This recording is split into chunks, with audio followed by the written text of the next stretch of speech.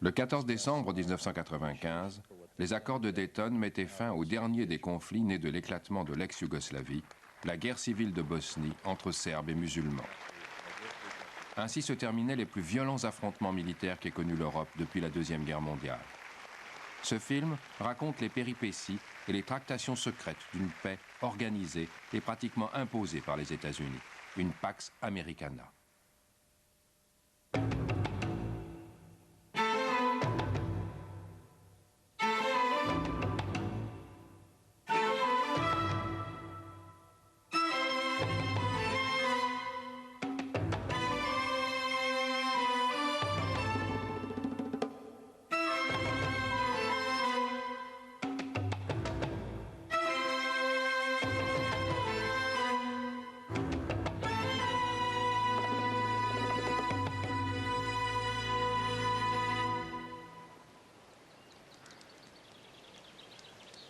« 25 juin 1995.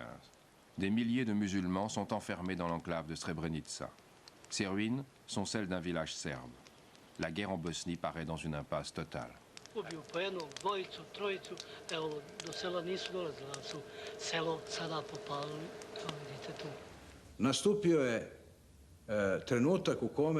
Les choses avaient atteint un tel paroxysme que plus personne n'était en mesure d'exercer un contrôle rationnel. Srebrenica, en plein cœur de la zone serbe de Bosnie orientale, vit maintenant depuis plus de 3 ans assiégée par les troupes bosno-serbes du général Mladic. Il veut à tout prix s'en emparer pour qu'il n'y ait plus de musulmans en territoire serbe. Mais les dizaines de milliers de réfugiés musulmans qui s'y trouvent n'ont nulle part où aller.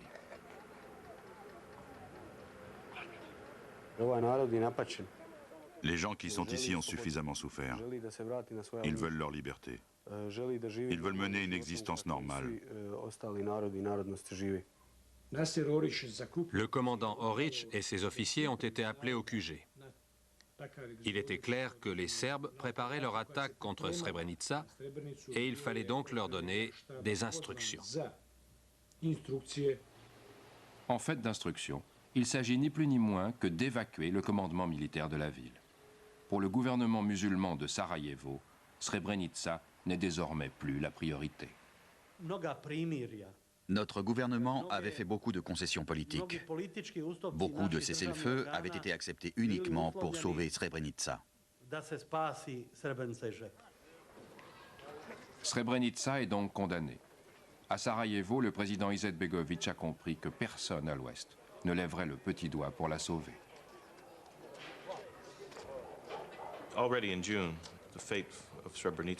Dès le mois de juin, l'avenir de Srebrenica apparaissait plutôt sombre. Nous pensions déjà que l'abandon d'au moins la plus petite des enclaves à l'est en échange de territoires en Bosnie centrale était une des choses envisageables. Début juillet 1995, les Serbes attaquent.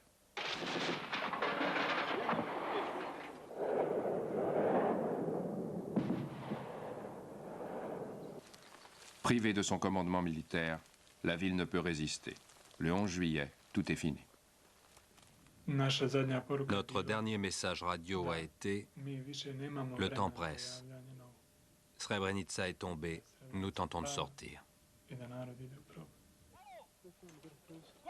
Pour échapper aux soldats serbes, des milliers de musulmans s'enfuient dans la forêt.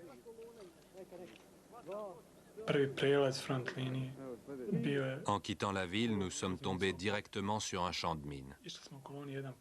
Nous marchions en file indienne. Je mettais mes pieds dans les traces de celui qui me précédait. C'était la seule façon d'éviter les mines.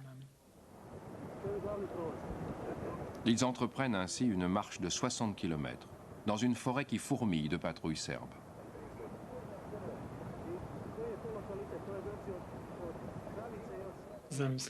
Imaginez 15 000 personnes qui doivent marcher les unes derrière les autres.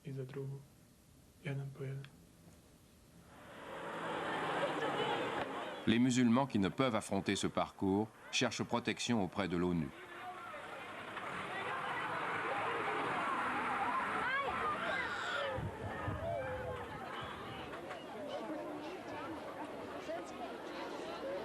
Le 12 juillet 1995, ils sont 25 000 qui submergent la base des Nations Unies de Srebrenica. Mais la poignée de casques bleus qui sont là sont bousculés par l'armée bosno-serbe du général Mladic.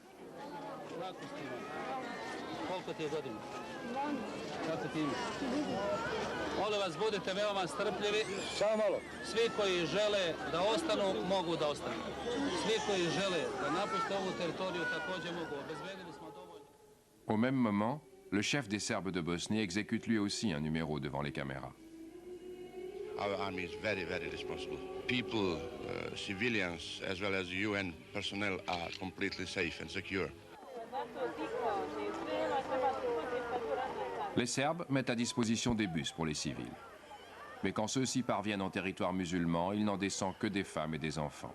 Les hommes de Srebrenica ont disparu. Bilo je stvarno strašno dočekati tu noć. Kupe odozdo ljude koji spavaju, odvode i tamo, tišina je malo, zatim se čuje lavež psa, laju, zatim opet tišina, čuju se kasni meci, pobiju i vraćaju se na drugu stranu, uzimaju opet. La plupart n'ont eu aucune chance. Dans ce champ, 2000 hommes de Srebrenica ont été enterrés.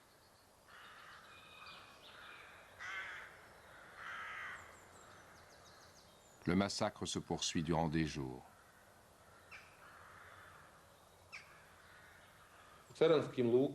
Dans un village, nous sommes tombés sur 200 cadavres. Ils avaient été fusillés.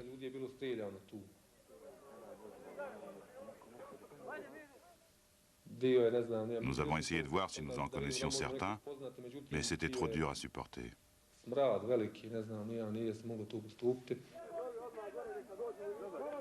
Les musulmans fuyant à pied dans la forêt sont des proies faciles pour les Serbes. La vie que nous avons endurée à Srebrenica était déjà un enfer, mais ce que nous avons vécu durant ce voyage, c'était le 9e cercle de l'enfer. To je 9. krug pekla.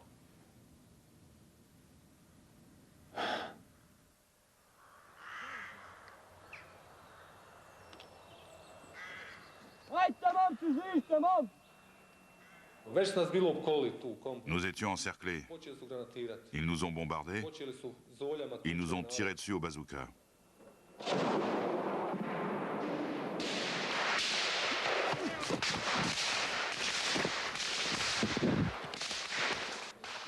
Alors les gens sont sortis pour se rendre.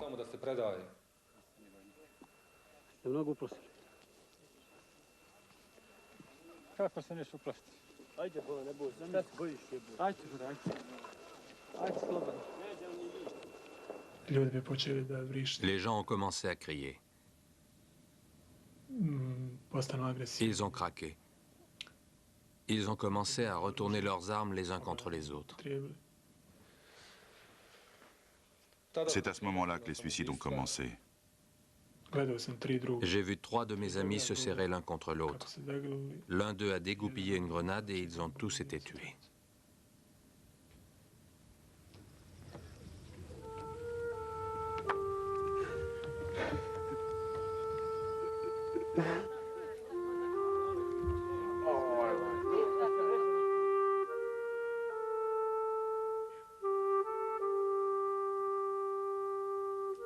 Deux ans plus tôt, un général français, le général Morillon, avait pris un engagement solennel vis-à-vis de la population de Srebrenica.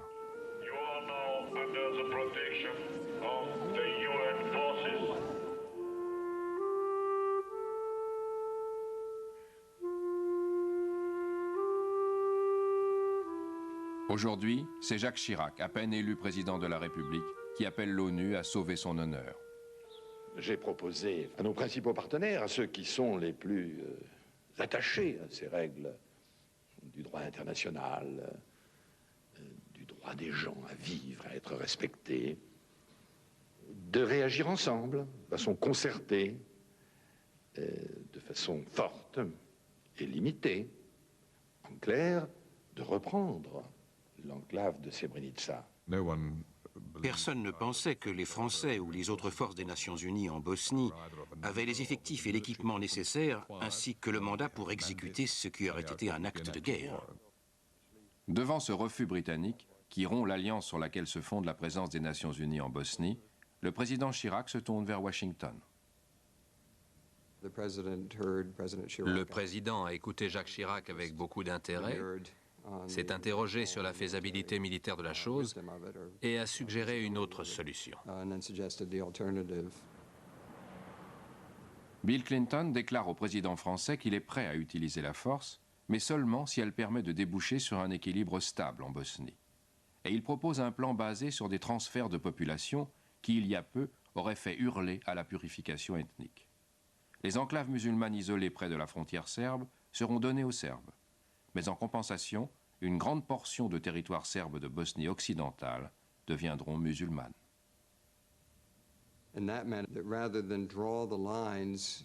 Ainsi, au lieu d'un tracé de frontières minutieux, négocié au plus près afin de laisser les populations là où elles étaient, on ferait tout pour créer un territoire aussi simplifié que possible.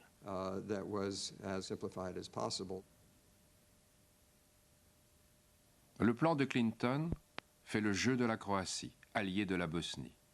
Celle-ci a dû, au début de la guerre, abandonner un quart de son territoire aux rebelles serbes. Et depuis 4 ans, son président rêve de le reprendre. Nous voulions montrer notre force et montrer aux Serbes qu'ils devaient négocier.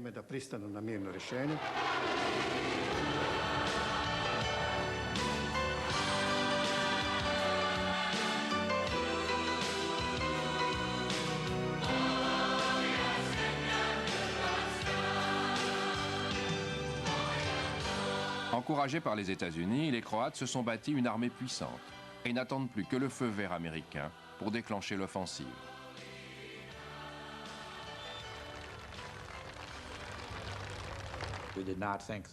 Ce genre d'attaque ne pouvait que générer un grand nombre de réfugiés et un problème humanitaire. Mais d'un autre côté, ça pouvait éventuellement simplifier les choses. Nous savions quelques jours avant l'opération qu'elle allait avoir lieu. Et je suis allé rencontrer le président Tudjman pour lui porter un message. Nous nous inquiétons d'indications selon lesquelles vous prépareriez une offensive dans les secteurs sud et nord. Nos services secrets n'étaient pas restés les bras croisés. Nous avons clairement dit à Tudjman que nous n'étions pas favorables à une action militaire. Ayant reçu ce message, j'y ai sérieusement réfléchi. Mais ça ne m'a pas arrêté. Je savais que nous pouvions gagner.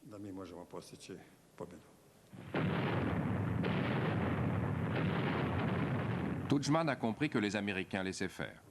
3 jours plus tard, le 4 août 1995, son armée commence à bombarder Knin, la capitale des rebelles serbes. Les Croates ont une supériorité écrasante en hommes et en armement. Ils progressent sans aucune entrave. Les soldats serbes ont déjà fui.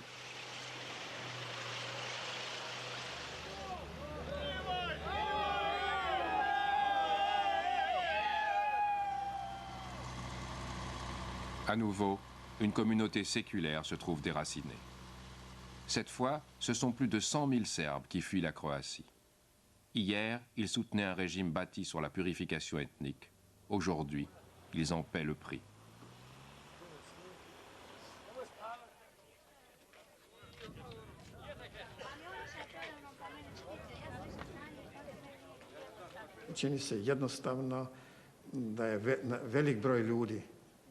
Il semble que la plupart des Serbes aient fait partie de leur milice.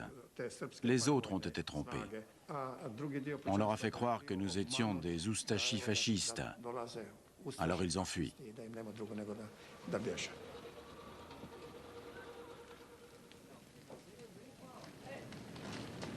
Et pour être bien sûr que les Serbes ne reviendront jamais, l'armée de Tudjman incendie leur village et assassine des centaines de vieillards qui s'accrochaient désespérément à leur demeure.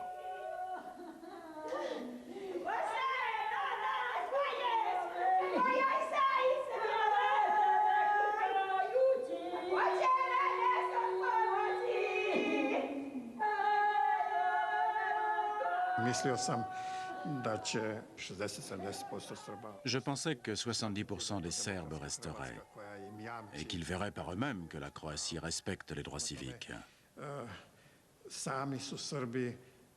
Les Serbes n'ont qu'à s'en prendre qu'à eux-mêmes. Le président Tudjman a ce qu'il voulait, une Croatie ethniquement pure. Zastava ovdje znači dovršenje dijela uspostave slobodne nezavisne Hrvatske. Les musulmans bosniaques ont épaulé leur allié croate dans cette attaque. Après 4 années de défaite, le président de la Bosnie savoure ainsi sa première grande victoire. Je fêtais mon anniversaire au moment où c'est arrivé. Nous nous sommes rencontrés avec le général Dudakovic. Sa victoire l'avait rendu populaire.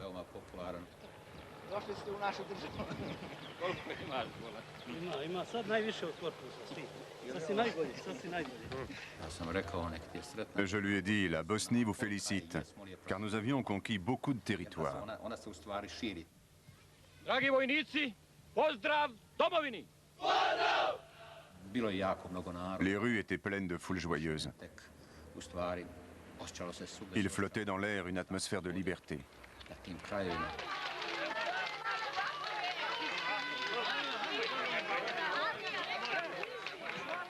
Mais la fête ne dure pas longtemps.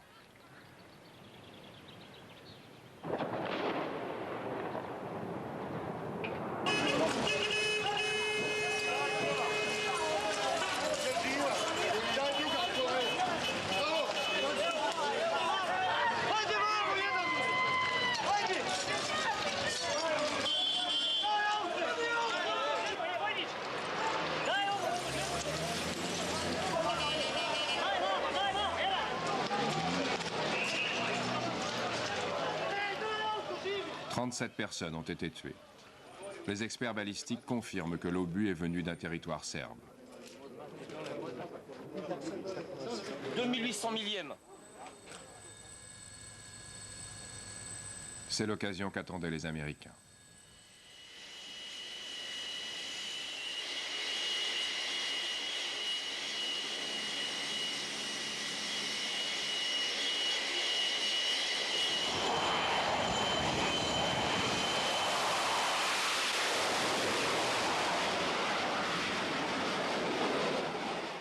Enfin, les conditions étaient créées d'une véritable riposte militaire et non d'une sorte de bricolage. Une vraie campagne de bombardement, pas un coup d'épingle, pas une bombe ou deux, durant un jour ou deux, mais autant qu'il faudrait.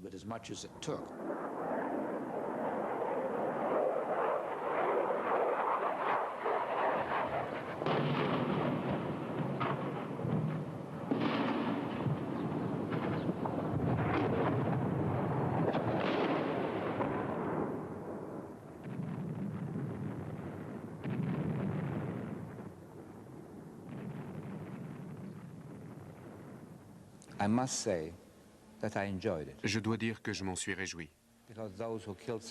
Parce que ceux qui avaient tué tant de gens sans défense, qui s'en prenaient aux maternités, aux enfants en train de jouer, allaient enfin savoir ce que cela signifie d'être pris pour cible, d'être sans défense. Et ils le méritaient. Le bombardement frappe les Serbes de Bosnie, au propre et au figuré. Ce matin-là, ils ont été convoqués à une réunion secrète dans la capitale de Serbie. Nous savions que nous serions bombardés, quoi que nous fassions. Leurs bailleurs de fonds les attendent, le président de la Serbie, Milosevic, et le président du Monténégro, Bulatovic. Les Serbes de Bosnie avaient réellement peur. Ils se rendaient enfin compte qu'ils étaient allés trop loin. Ça pouvait signifier la fin de la République serbe de Bosnie. C'est Milosevic qui a lancé les Serbes de Bosnie dans la guerre. Mais aujourd'hui, ils sont devenus un obstacle à une paix nécessaire pour consolider ses victoires. Il doit absolument les faire plier. Nous savions que la Serbie ne nous soutiendrait pas éternellement, mais nous devions nous battre jusqu'au bout. Il était impératif de mettre un terme à la guerre le plus vite possible. La manière de le faire importait peu. On aurait pu continuer à discuter éternellement des détails. Milosevic exige que les Serbes de Bosnie lui donnent plein pouvoir pour négocier la paix. Nous étions prêts à imposer un blocus total. Rien ne passerait, pas même l'aide humanitaire. Nous abandonnerions les chefs des Serbes de Bosnie. Nous devions, en tant que République serbe, de défendre nos intérêts. C'était très dur pour eux d'accepter nos conditions. Cela équivalait à un suicide politique. Un seul homme peut permettre à Karadzic de sauver la face.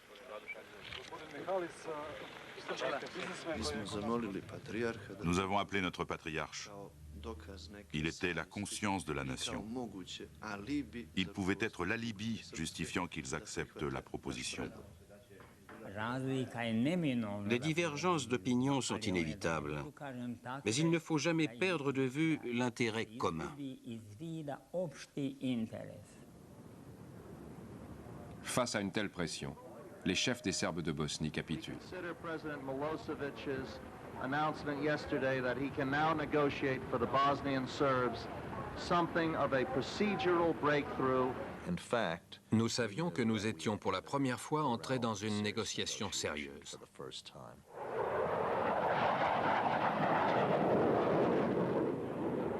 Fort de ce premier succès, le secrétaire d'État américain adjoint Richard Holbrooke entame une navette entre les capitales en guerre.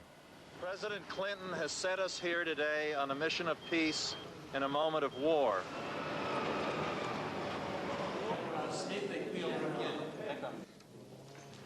L'objectif est de persuader les présidents serbes, croates et bosniaques de participer à une conférence de paix. Aux Serbes, il offre la reconnaissance de leur mini-État en Bosnie, qu'ils ont baptisé Republika Srpska. Il y a une Bosnie et elle comprendrait deux parties. Tout le monde était d'accord là-dessus.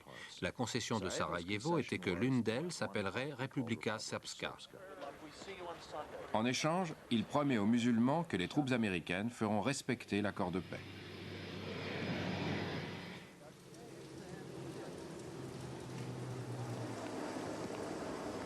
Et pour que personne n'en doute, les bombardements continuent avec la même intensité.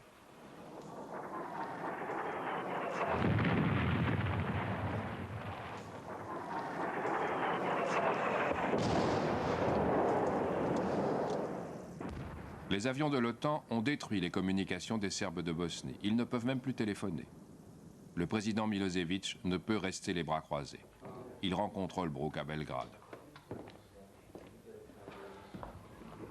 Milosevic nous a dit « Il faut arrêter les bombardements ». Il mettait en cause la virilité de Holbrooke en lui disant « C'est vous qui avez la charge de ce pays.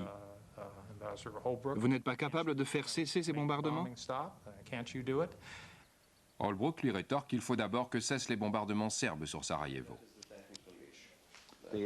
Milosevic l'invite alors à en discuter avec les responsables.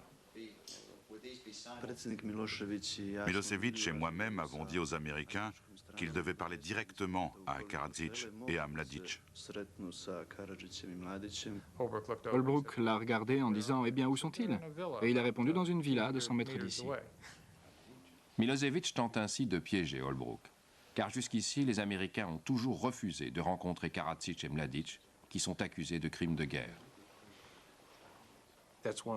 C'est l'une des rares fois dans toute cette négociation où j'ai vu Dick Holbrooke pris de court. President Milosevic has made some suggestions, and we're going to take a quick break to caucus among ourselves. Et les Américains décident de se renier. Ils acceptent de rencontrer les chefs des Serbes de Bosnie. Nous avons alors dit à Milosevic, une minute. D'abord, on fixe les règles du jeu. Primo, pas de dissertation historique, pas de salade. Quand les responsables bosno-serbes arrivent, les Américains exigent d'eux qu'ils retirent leur armement lourd des hauteurs de Sarajevo. Nous ne pouvions accepter cet ultimatum. Cela équivalait pour nous à la perte de Sarajevo. 150 000 Serbes auraient été massacrés par l'armée musulmane.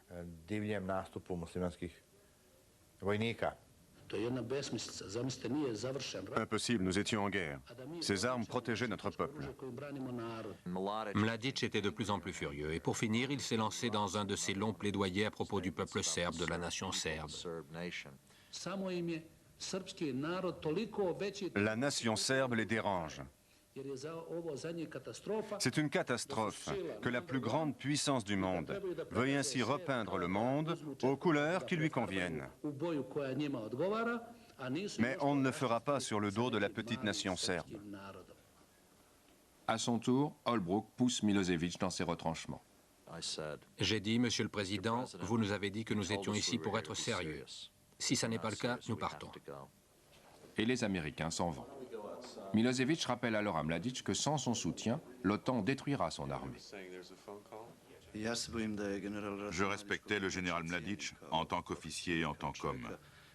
Mais après 3 années de guerre, il avait perdu le contact avec la réalité. On rappelle les Américains.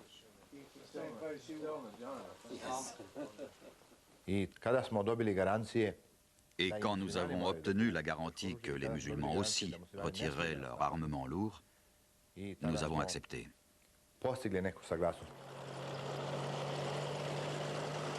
Les Serbes retirent donc les canons qui ont martyrisé la capitale bosniaque. Et le 14 septembre, les Américains suspendent leurs frappes aériennes.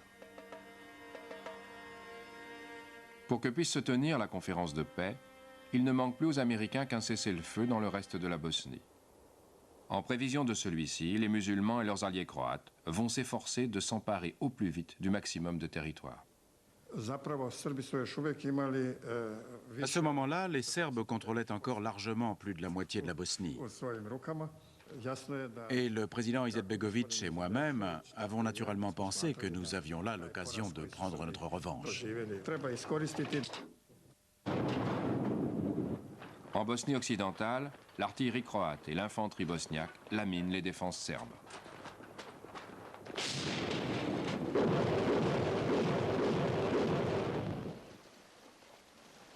Et les armées conquérantes jettent sur les routes une nouvelle vague de réfugiés vers la Serbie et le Monténégro.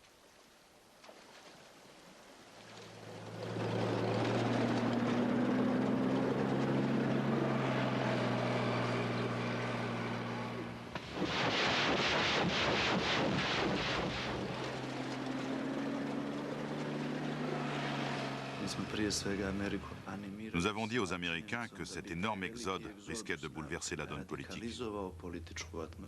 Nous risquions de ne plus être maîtres des choses. Nous serions forcés d'intervenir directement.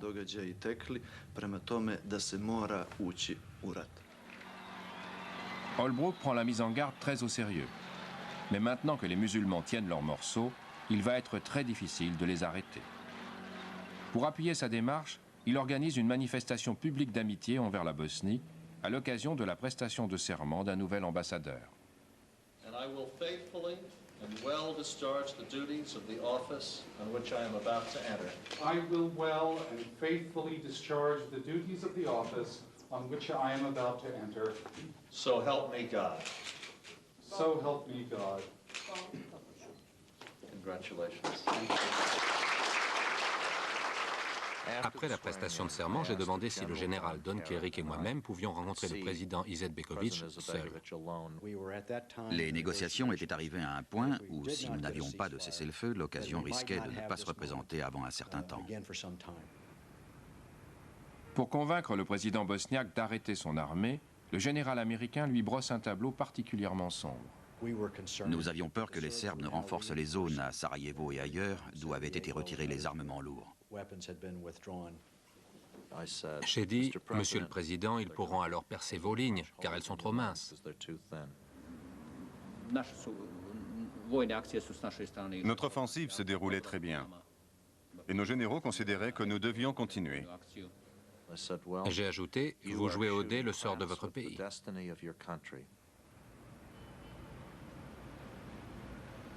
Le président bosniaque retourne dans son bureau pour consulter ses généraux. Les Américains seraient-ils en train de le tromper? J'ai dit que nous avions les forces nécessaires pour aller de l'avant et que nous devions refuser le cessez-le-feu. Nous avions les hommes et les armes nécessaires pour atteindre nos objectifs. Mais le président Izetbegović ne peut plus compter sur ses alliés croates. Une semaine plus tôt, les Américains ont demandé à ceux-ci de cesser leur offensive. Tudjman s'est fait un plaisir d'obtempérer, car il ne voulait en aucun cas renforcer la position des musulmans. Il n'y a pas de Croates dans cette partie de la Bosnie. Alors pourquoi risquer des pertes? Nous savions ce que cela signifiait, que nous allions devoir nous battre seuls. Nous aurions le monde entier contre nous. Dans un tel combat, la Bosnie n'avait aucune chance. Izetbegović renonce donc, mais prévient les Américains. Il va lui falloir vendre le cessez-le-feu à ses concitoyens. Il m'a dit d'accord, mais nous voulons que l'eau, le gaz et l'électricité soient rétablis. La vérité est que nous voulions surtout gagner du temps. J'ai accepté le cessez-le-feu au bout de 5 jours, car d'abord, il fallait régler le problème de Sarajevo.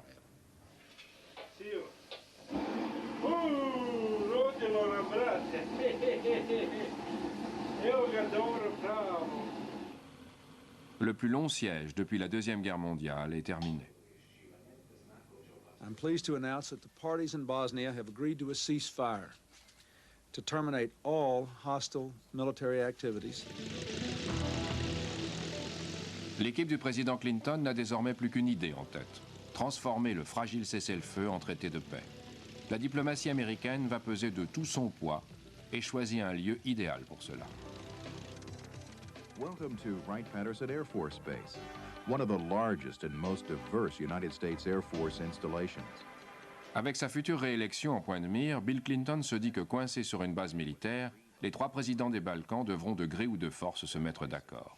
Il donne 17 jours à ses collaborateurs pour les y contraindre. Are you optimistic about the talks? I am. If I'm not, I wouldn't be here. Thank you. Thank you.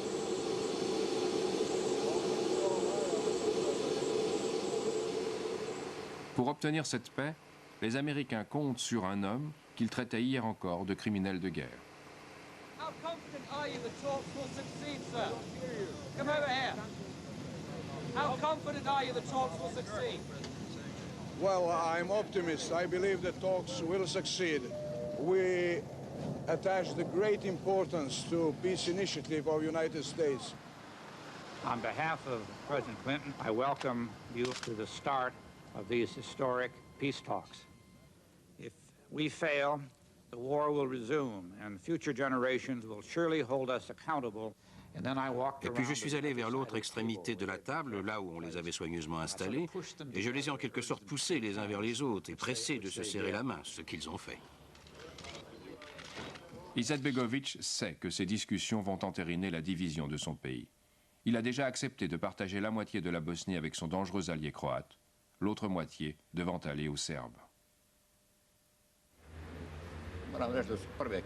Au début, on nous a remis des cartes tout à fait inacceptables. J'ai alors dit qu'ils n'avaient pas dû faire tout à fait attention à toutes nos victoires. Dès le départ, Izetbegović a demandé à Silačić, son Premier ministre, de mener la négociation. We cannot survive the 17,000 children dead in Bosnia. But we can get some justice here, and that justice means a fully functional Bosnian state. Integrity, sovereignty, justice, democracy. Thank you. Okay. On bâtit donc un nouvel État bosniaque. On dépouille le gouvernement central de pouvoir pour les transférer à la Fédération croato-musulmane et à la République serbe de Bosnie. Officiellement, personne ne veut que ces lignes de cessez-le-feu constituent les frontières définitives. Mais à chaque fois que quelqu'un veut y toucher, c'est le blocage. J'avais depuis le départ cet impératif de 17 jours pour aboutir. Or, nous étions maintenant au 16e et nous en étions au même point qu'au 11e. Il faisait un froid de canard, mais cela ne m'a pas empêché de proposer à Milosevic « allons faire un tour ». Nous sommes donc partis avec Chris Hill, suivi par la sécurité, jusqu'au grillage que nous avons longé. Nous sommes arrivés au club des officiers vers midi. L'adjoint d'Holbrooke invite alors le Premier ministre bosniaque au club des officiers. On arriverait peut-être à les faire se rencontrer et au moins se parler, en être humain. Je suis allé vers Siladzic et je lui ai dit que Milosevic voulait parler de Goražde. Et il voulait venir à ma table. Il a dit non. Le fait qu'il vienne à ma table lui aurait donné d'une certaine manière un avantage psychologique. Il faisait un geste, une concession. Alors j'ai dit non. C'est moi qui irai à sa table. On a nos coutumes dans les Balkans. Ils ont commencé à discuter en serbo-croate. Et Milosevic disait « Mais Haris, qu'est-ce que vous voulez ?» Ce qu'il demande, c'est la sécurité pour Goražde, la dernière enclave musulmane en Bosnie orientale. Elle ne pouvait pas rester en enclave là-bas. Il fallait une continuité territoriale avec le reste de la Bosnie. On ne peut régler la crise de Bosnie autrement que par des moyens politiques. Il n'y a pas de solution militaire. Et il a dit, ça suffit comme ça. Je la rattacherai. Vous aurez une route sous contrôle international entre Goražde et le territoire. Il est entendu que c'est l'OTAN qui construira cette route entre Goražde et Sarajevo. Il ne reste plus à Milosevic qu'à négocier avec les Américains cette fois combien de mètres carrés de terre serbe il cédera pour implanter cette route. Cette nuit-là, donc, j'ai amené Milosevic dans notre petite salle des cartes où nous avions nos espèces de jeux vidéo high-tech pour faire des bombardements de précision. Nous avions un relevé de tout le pays et avec le joystick, on pouvait survoler n'importe quelle portion du pays, s'arrêter, regarder en bas, sur le côté, monter, descendre. Holbrooke a regardé l'écran et il a dit « Mais il n'y a que des montagnes, pas de maisons, pas de villages. » Nous avons dit « C'est ça la Bosnie » et il a levé les yeux au ciel. Il leur faut trouver un corridor à travers les montagnes qui soit suffisamment large pour pouvoir être protégé.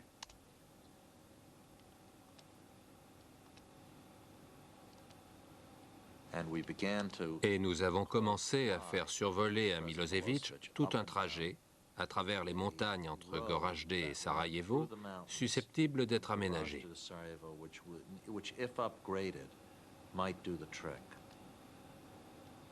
Nous avons fait ça jusqu'à 2 heures du matin, à grand renfort d'alcool.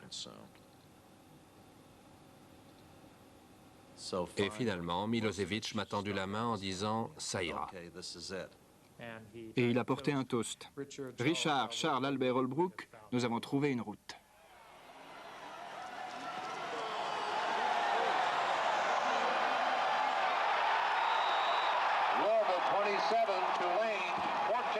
Les Américains sont résolus à tout boucler pour le Thanksgiving, à peine une semaine plus tard. Mais les musulmans ne sont d'humeur à aucun compromis.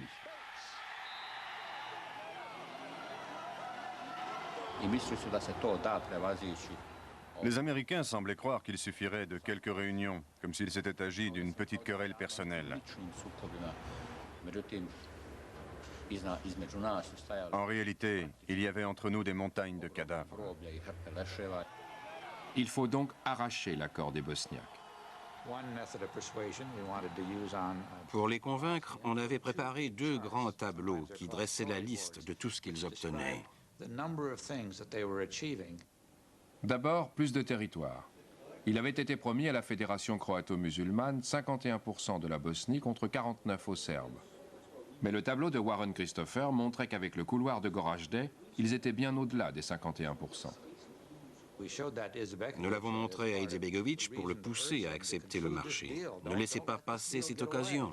En haut de l'un des tableaux, il y avait en gros caractères « La Fédération obtient 58% du territoire ». Et en partant, il a laissé le tableau dans la chambre du président Izetbegovic, entre le divan et la table de nuit. La seule chose qu'on voyait quand on était assis dans la chambre, c'était que la Fédération avait 58%. Et puis Milosevic est venu rendre visite à Izetbegovic. Et il a vu ça. Milosevic, lui, ne trouve pas ça drôle du tout. Il se rend immédiatement chez la délégation américaine. Il a fait éruption en disant « Je ne savais pas que j'abandonnais autant de territoire ». J'ai dit, vous m'envoyez navré. Et il a répondu, c'est 51-49 et rien d'autre. Holbrooke n'a pas le choix. Il donne aux deux parties jusqu'à minuit le lendemain pour parvenir à un accord sur une carte à 51-49. Mais les musulmans refusent d'abandonner ne fût-ce qu'1 cm² de terre tant que leur principale revendication n'aura pas été satisfaite. Depuis le début, leur délégation n'a cessé de marteler que les Serbes devaient quitter tous les quartiers de Sarajevo qu'ils contrôlent. Et cela ennuyait beaucoup la délégation serbe, car elle espérait diviser Sarajevo entre ce qu'ils appelaient une Sarajevo serbe et le reste de la ville. Les principaux dirigeants bosno-serbes accusés de crimes de guerre ont été interdits de négociation, mais un de leurs représentants est autorisé à plaider leur cause. Nous voulions seulement pouvoir contrôler les municipalités des zones serbes et notre police. C'était évidemment impraticable et nous ne pouvions être d'accord. Krajišnik est allé vers les cartes, a tapé du poing dessus en disant « C'est là que je vis », en pointant le doigt sur une ferme qu'il possède à Ilitsa. Et jamais je n'y renoncerai. Et 6 heures plus tard, ils avaient pratiquement relancé la guerre. Milosevic dit alors à Holbrooke qu'il se charge de régler ça. Et il fait aux négociateurs musulmans une offre stupéfiante. Il a dit « Vous méritez Sarajevo parce que vous vous êtes battu pour elle. Et ces lâches vous ont tué depuis les collines. » Il parlait des Serbes bosniaques. Milosevic lui a dit ça comme ça, j'étais sidéré. Mais il devient vite évident que le président serbe attend quelque chose en échange. Siladzic m'a dit que Milosevic exigeait la ville de Brčko. Brčko est littéralement à la charnière des deux parties de la République serbe. Elle permet aux musulmans, le cas échéant, d'empêcher toute nouvelle agression serbe. Le président Izetbegovic enjoint à son Premier ministre de se montrer très ferme là-dessus. J'ai dit à Siladzic, notre peuple attend de nous que nous lui assurions la paix. Mais il sera rayé de la carte si le prix en est Brčko. Le Premier ministre bosniaque revient donc avec une contre-proposition d'Izetbegovic sur Brčko. Le président Milosevic a refusé en disant « Il faut régler ça maintenant. Il me faut un corridor de 15 à 20 km. » Milosevic obtient satisfaction. Mais tout n'est pas réglé pour autant. Il reste à Siladzic à trouver un moyen de ramener la part croato-musulmane à 51%. Au petit matin, il lui vient une idée. Il propose de restituer une immense portion de territoire que les forces croato-musulmanes viennent de prendre aux Serbes à la veille de la conférence. Là-dessus, ils se sont serrés la main en disant « Nous tenons notre accord ». Nous avons apporté une bouteille de vin que le secrétaire d'État avait amenée et il a dit « Fêtons ça ».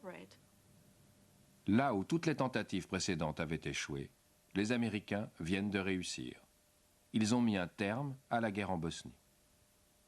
Mais dans leur excitation, ils ont oublié la délégation croate. Warren Christopher nous a dit qu'il nous rencontrerait après sa réunion avec Milosevic. Il n'était toujours pas arrivé à 2 h du matin. À 2 h 30, nous sommes allés nous coucher. J'ai eu le sentiment qu'il y avait un vrai problème. Je me suis penché vers Chris Hill et lui ai dit « Il vaudrait mieux aller chercher Tudjman. » J'ai répondu « Mais dis qu'il est 4 h 15 du matin. Et si j'allais chercher Granic ?» Il m'a dit que le secrétaire d'État voulait me parler de toute urgence. Granic est arrivé vers 4 h 15, 4 h 20, impeccablement habillé. Je l'ai vu regarder vers le côté car il voyait quelque chose qui ressemblait à une carte. Ils m'ont offert du champagne. J'ai dit que je préférais de l'eau, jusqu'au moment où j'ai vu la carte. Nous avons présenté la carte et Mate Granic, ce médecin affable, s'est soudain transformé en un véritable rhinocéros. Car la carte traversait des territoires que les forces croates, pour l'essentiel, avaient pris aux Serbes en Bosnie occidentale. C'était une proposition totalement inacceptable. Il a bondi, frappé la carte de ses mains en disant « Impossible. Il y a 0,0 chance que mon président accepte cela. » Mon refus a été catégorique. Il y a 0,0 chance que mon président entérine cette carte. Elle est pour nous absolument inacceptable. Il s'est tourné vers Siladzic et il l'a fusillé du regard. Vous venez de brader le territoire que nous avons conquis. N'oubliez pas que cela faisait 20 jours que nous négocions. Nous étions épuisés, on n'avait pas beaucoup dormi. En 37 minutes, l'accord s'est effondré. Il ne reste plus au président Clinton qu'à tenter de sauver la conférence. Il téléphone au président croate et lui demande d'abandonner une partie des territoires qu'il a refusé de céder la nuit précédente.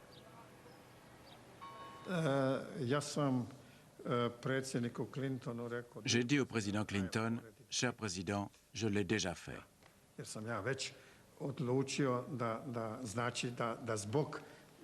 J'avais déjà décidé de ne pas laisser quelques kilomètres de rocailles mettre en danger la paix.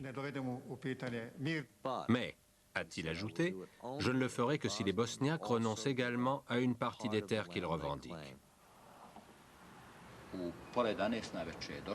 À 22h30, Warren Christopher est venu me trouver. Il n'a pas voulu s'asseoir. Il m'a dit « Je veux votre réponse définitive dans l'heure. » J'ai un peu perdu mon sang-froid avec lui. On m'a dit que j'avais crié, c'est sans doute un peu exagéré, mais je parle si doucement d'habitude que quand j'élève le ton, ça s'entend. Notre réponse a été « Nous renonçons au pourcentage, mais nous n'abandonnerons pas Brčko. »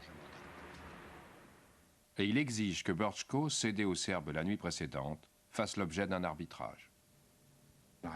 Je lui ai dit qu'on avait atteint la limite et que je ne négocierais rien d'autre pour lui.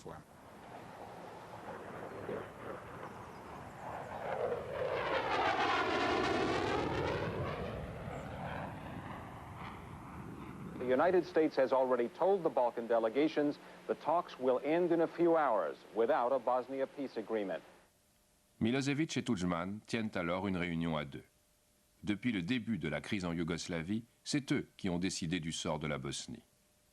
Et Milosevic suggère qu'il signe à deux, sans Izetbegovic. Je lui ai dit que je ne pouvais pas faire ça. Au lieu de cela, le président Tudjman a suggéré que Milosevic accepte la demande d'arbitrage des Bosniaques pour Brčko. Milosevic a réagi en faisant « oui, peut-être ». Holbrooke et son équipe sont lancés dans une épuisante et amère autopsie de la conférence lorsque Milosevic fait éruption. Il a dit « D'accord, ma dernière offre, la meilleure que je vous ferai jamais. J'accepte que Brčko soit soumis à un arbitrage international qui statuera dans l'année. » Sigurno da se sve koncesije koje su učinjene ne mogu uporediti sa ostvarenjem rezultata, to je mir. Cette fois, avant de fêter l'événement, on consulte soigneusement toutes les parties. J'ai reçu Warren Christopher. Il m'a demandé « Signerez-vous s'ils acceptent un arbitrage pour Brčko ?» Il faut trancher maintenant. Il y a eu un long silence.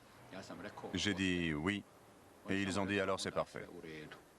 J'ai dit à Warren Christopher, partons vite. Dick Holbrooke avait l'air de quelqu'un qui aurait été devant une chambre à gaz et qu'on viendrait à peine de tirer en arrière. J'espère qu'il regarde.